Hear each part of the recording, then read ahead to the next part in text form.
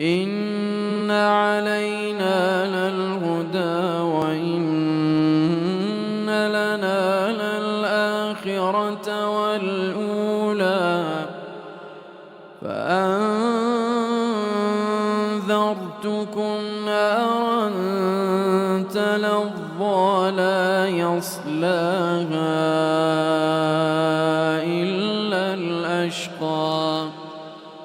الذي كذب وتولى وسيجنبها الأتقى الذي يؤتي ماله يتزكى وما لأحد عنده من نعمة تجزى